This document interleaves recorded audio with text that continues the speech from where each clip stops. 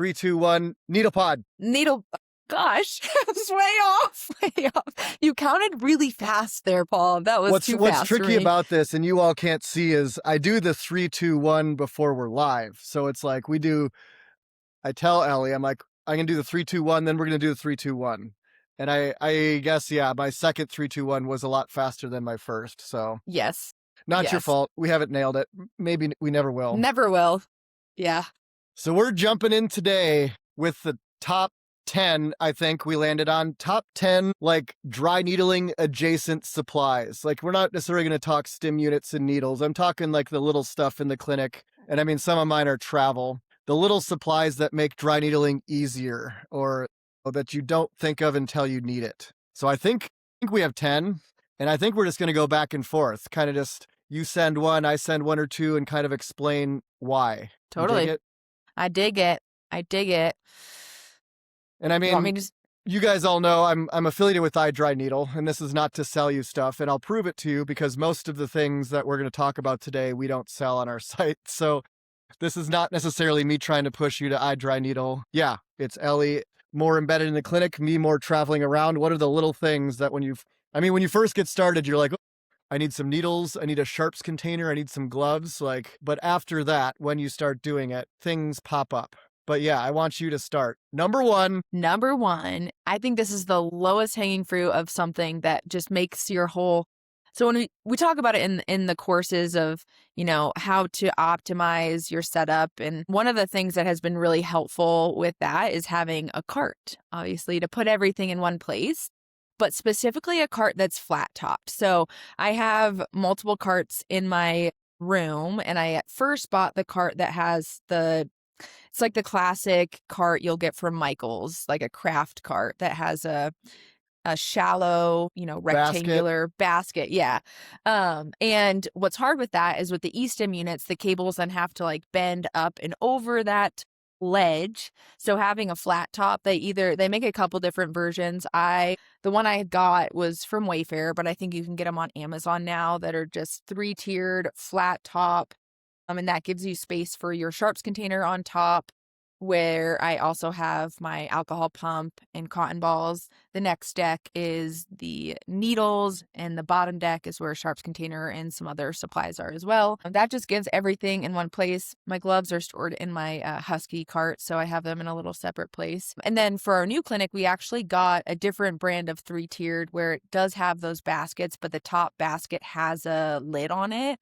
So you can still store things underneath that, but then you have the flat surface for the eStim unit. So I think that is something that has definitely evolved with my practice. Previously, I didn't have one. Brian still hasn't evolved to use that. He takes his cables off between every patient.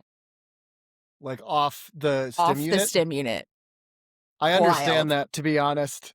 I mean, if you have a deep tangle, sometimes you just need to unplug it so that you have the other end to play with. For sure. And that's what leads me to my next one, but I'll let you go first. So yeah, I think starting with the cart is great. I love that. And more specifics on the cart than I expected. And sounds like you have some deep expertise. So the baskets are kind of nice on the lower tiers, but that top being flat. Needs to be flat. I mean, that's a good hack. And I mean, seeing people complain about broken stuff, like on the iDry Needle side, don't kink your wires like that. Is if you miss that, I mean, don't be wrapping them up as tight as you can. Don't be kinking that little rubber input, because that's what ruins the wires. And unfortunately, replacement wires are like $18 each. So I love it. My number one, I talk about it all the time on social media.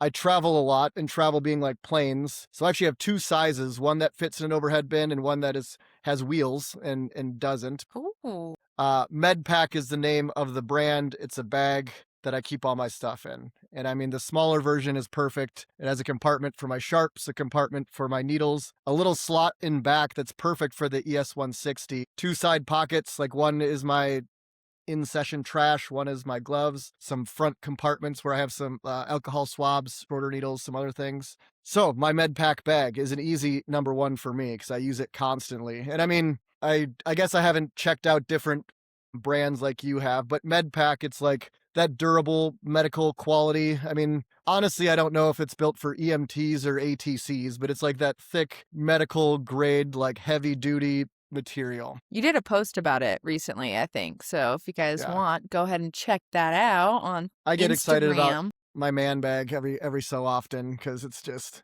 so freaking convenient. And I mean, the smaller one, like I said, I just walk through TSA, it goes in the overhead bin, and you know, with an ES 160 and other stuff, I don't always love the idea of checking a needle bag. Well, let's talk about that too, real quick. Side tangent. People always ask, can we travel with needles? So do you want to touch on that a little bit? The Because you do answer it. is yes. And early on, we weren't sure. And then we're kind of like, well, if it's in the packaging, but no loose needles, it's probably okay. But I don't even know how long I can say. Going on 8 years of experience carrying needles. Some are in the sharps containers, some are in their packages. I mean, Max Pack, there's no issue. And I mean, my bag gets kicked to the side every so often. And, whose bag is this? And they're like, it's mine. They're always like, is there anything sharp where it's going to poke me? And I'm like, it's full of needles. And I don't think they believe me until they snap it open. And they're like, are you an acupuncturist? And I'm like, thank you for asking. They're very different philosophically. And then TSA Do you have the educate. whole there?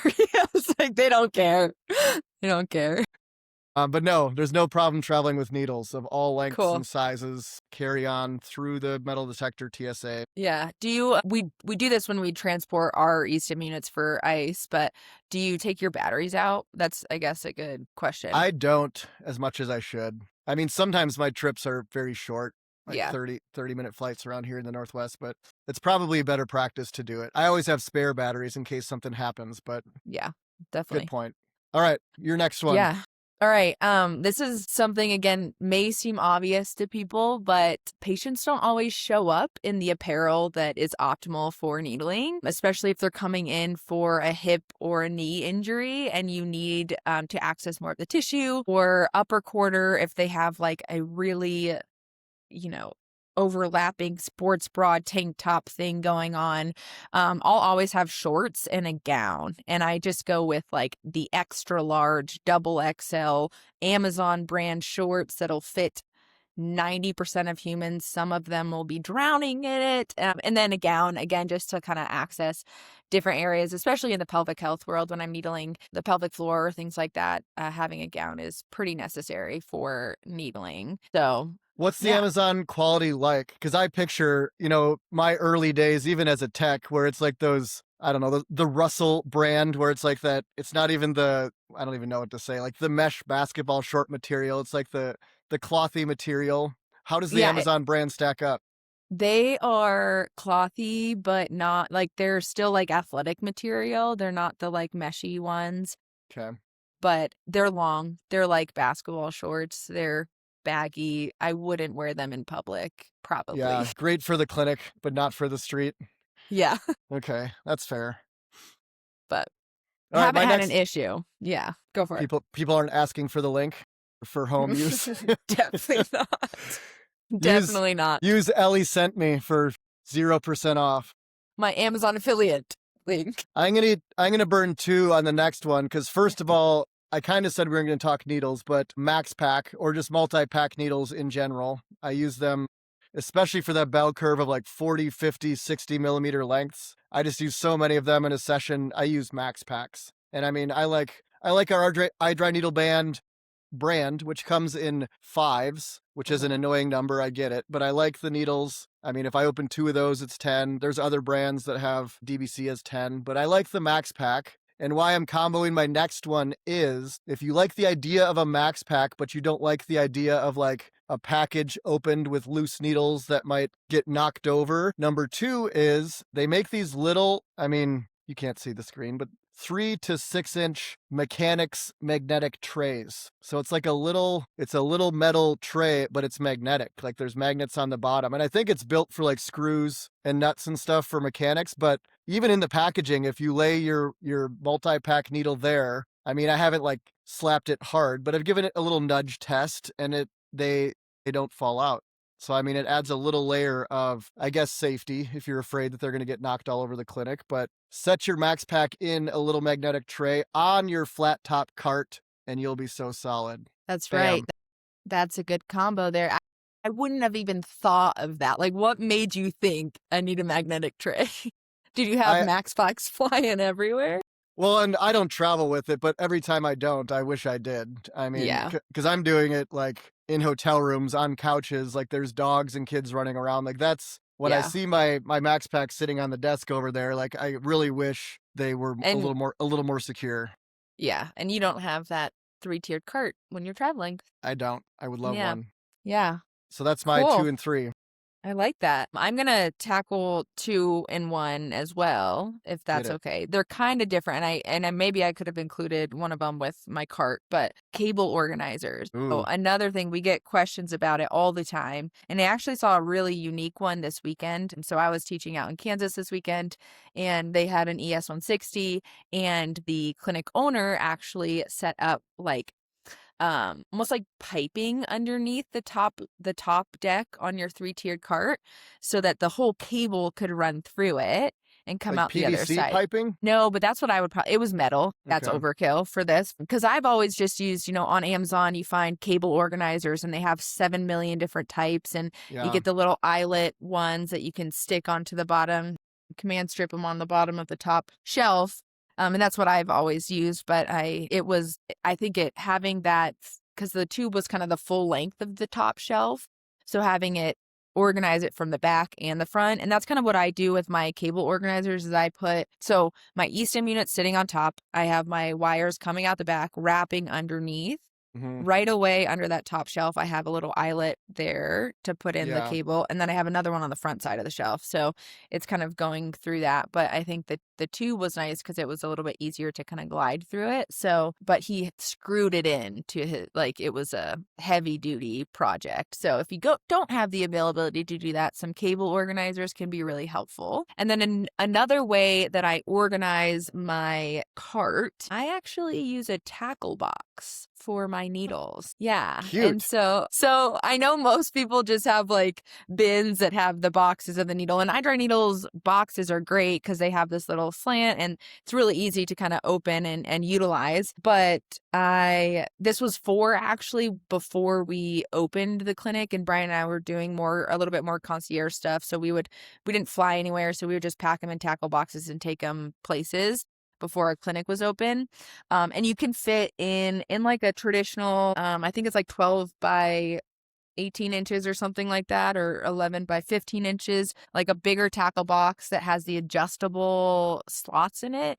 And you can fit everything except for the new 135 millimeter needles. So you can fit 3 max packs. So you got the 40s, 50s, and 60s max packs. I guess you have these 40s and 50s.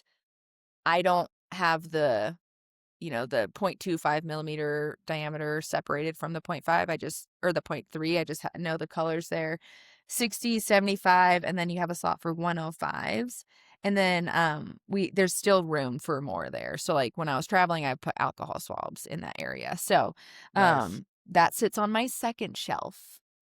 So I have eSIM unit, alcohol, cotton balls, and then tackle box below it. And I think and I've seen your setup, at least the cart. I guess I didn't dig into your tackle box, but I So think cool. the picture we're painting is having, I mean, not just efficiency or whatever, but kind of a clean looking setup. I mean, carts are nice because you can wheel it room to room if you're sharing or moving throughout the day, whatever. But I think it's worth kind of having a tidy looking workspace for needling versus the opposite. If you look like a hot mess and just needles are everywhere, packaging, you got to think that some people notice that. And you have to wonder if there's a little anxiety or uncertainty on board about trying needling. You might not look like the person they want to try needling with for the first time. Yeah. And I think like people have carts, and I've been to, a ton of clinics at this point. I've seen carts of all shapes, sizes, makes, cleanliness. And I feel like I get sketched out when I see, a bunch of boxes, half empty needles, a sharps container sitting on top with needles sticking out of it. Like it doesn't Oof, look, that's it doesn't cringy. look Yeah. great. Yeah. No, bad So I optic. definitely, yeah, I definitely agree with like having it look professional is going to make it seem like more of Yeah. a legit technique. So, I'm going to jump in with my next one. Also, cable organization. And on my travel train, I believe it's for wires or like dongles, but there's this little kit that I keep my eSIM wires in while I travel. And I mean, I used to, speaking to how maybe not the most professional looking, I used to just have a thicker Ziploc bag that I had them in, which I mean gets dirty and like breaks, and like you're pulling your wires out of this trashy looking Ziploc bag. It's way It's like better to, I have my dongle case that carries all of my eSIM wires. It's padded or whatever. Maybe that helps with them not breaking down, but that fits inside of my med pack bag. So nice. a Do, wire case. do you still like, do you do the like figure eight? Like, how do you, yeah. That's, yeah. I mean, in between session, they're always like, yeah, looped and figurated. But after that first use in a session, because I'm like doing big eSTIM setup, take those out, another one, like in between, clip it up, clip it off, and you're moving down there. That's when things, I still don't have life hacks for like not tangling your wires. Like I just loaded 6 wires or more, and I take them off. And I mean, I take them off and want to get the needles out pretty quickly. Like I'm not going to sit Hmm. there untangling wires while there's 12 needles in my patient. So I take the clips off, take the needles out, and then, we're preparing to do the next setup. At some point, I just have to pause and like untangle some of those wires that I just took off in a mass fashion. Totally. And that's another thing Brian does. He takes the alligator clips off and the cables off. Like he does the whole thing. And that's another way, a little cheat sheet of how to, quickly or more efficiently Yeah. untangle the spaghetti mess that happens. But That's I on like don't, my third phase of yeah. frustration. Yeah. It's like I've tried and then you just take everything apart. You just don't want to lose the alligator clips. For So sure. that is something that if you Which take we them see on off, courses. I mean, we use yeah. these stim units have been used for, I mean, years now, course to course, weekend to weekend. And yeah, that alligator clip that fits on the pin can start to get loose, which is probably not great for conduction, but definitely increases the chance you lose one at some point. Yeah, for sure. Yeah. All All right. right. I think my last one is, we talk about it a lot of, to increase safety with dry needling, knowing your anatomy can be really helpful. And I think something that we as providers or as physical therapists think that we should know everything about every muscle and all of that stuff. And so I, I feel like I do. No, I'm just kidding. I think you do. But but having essential anatomy or some sort of Good app one. that has anatomy at your fingertips can help you orient yourself to where that muscle is, remind you what other sensitive structures are around it. If it's not a muscle you needle a lot. So having the anatomy app, but also having the Ice Physio app if you've taken our course, and you can review those video techniques ahead of time. So I think those are pretty helpful. Nice I plug. definitely, Nice plug there. Because yeah, I thought you were going to go, I love essential anatomy as well. And like you said, it'll level up your awareness, but using it with patients too. I mean, yeah, yeah, explaining to Gladys glute minimus, like as soon as the word glute makes her think it's way more posterior, it's like, no, this is actually it's your deepest muscle, but it's kind of a lateral hip muscle. So that's where we're going with the needle. So helpful for yeah. patients too. Would And not that's recommend showing Gladys glute minimus and then have all the nerves and vessels and all the other yeah. things. Like Yeah. just do straight up Isolate muscle. it. Yeah. Yeah. I what I was gonna say is I think that's how I like if it's an area where I'm like, oh, I haven't needled this in a long time. I want to see what's near it. Again, I don't use it as much anymore, but you can fake that like you're this opening it to show them, but it's also like giving you some insight of the structures Mm. around it. So showing them also will refresh your memory too. So Let's just yeah. both dig in and review the anatomy here. Yeah. Let me magic school Brother. bus you. Yeah. Oh, that's funny.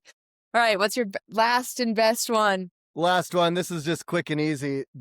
If you're not aware out there, there are thicker gloves. I mean, nitrile gloves, and they're actually 6 mil, and that's not millimeter. It's like MIL is the actual term, but it's a thicker glove. The brand I have, I got it from my dry needle. I'm sure there's other brands out there, but they're black, which I like that look, but it's the thickness that I like. I mean, if you are out there and you have big hands or sweaty hands, the main thing is like you can really lean into it to put it on without it ripping. And I mean, if you guys are out there with the cheap gloves, which are much thinner, I mean, without knowing all of the mill ranges available, it seems like there's really thin cheap gloves. There's kind of the standard Smurfy purple and blue ones, and then there's some thicker ones. So I like the thicker gloves. And so never accidentally buy vinyl gloves. That's my 2 cents on vinyl are the lunch lady gloves. I was gonna say, And You can That's Google or you can like Amazon nitrile gloves and they'll still pop up with some vinyl gloves. I accidentally bought 1,000 vinyl gloves for one of our employees, so he I has to remember work in his the way middle of through. COVID, we had to teach a few courses with the food service gloves, and man, it's hard to watch yourself doing it, but then a room full of people using that as their bloodborne pathogen protection. Like I don't even know if OSHA's cool with that, but yeah, yep, bad look. Yeah, yep, love it. Good ad. All right, those are our 10 things you probably didn't think about. Ellie, where do they find you on the gram and elsewhere? Yeah, I'll be there. Yeah, it is. And I was just in you're in Longmont, right? I was just there last weekend. If you have never been, it's worth the trip. I mean, whether you're a Colorado local, Megan Jackal owns Inspire Sports PT is where we go, and it's, I mean, an amazing gym and facility for the workouts. There's cold plunge and sauna that we get access to. It's a sweet setup. Way harder than it looks. I don't recommend like 30 seconds of YouTube education, but this coming weekend, Mount Holly, North Carolina, just outside of Charlotte. Then we're at 20 folks, which I think is max capacity, so potentially sold out. Then that weekend after that, I got another home course here in Bellevue, Washington. Still a few seats there, which if you're in Washington, you should consider because we really slow it down during the summer. So if you're trying to get some hours in before the summer, I mean, Bellevue is always a sellout risk. So yeah, those are my next 2 weekends. And honestly, that will end a 6 out of 7 weekends straight gauntlet. I mean, aside from Easter, this has been a busy season. So, aside from Sampler, we all kind of, as faculty, as a division, kind of slow down in the summer. Maybe that's good. Maybe you all do too for the Con Ed, just like family vacations, chill out, enjoy the weather, and then we are back much busier in the fall. But you can find me at DPT with needles, all spelt out, or yeah, both of us, all of us at dn.icephysio in the app. All right. Thanks, team. Catch you next time.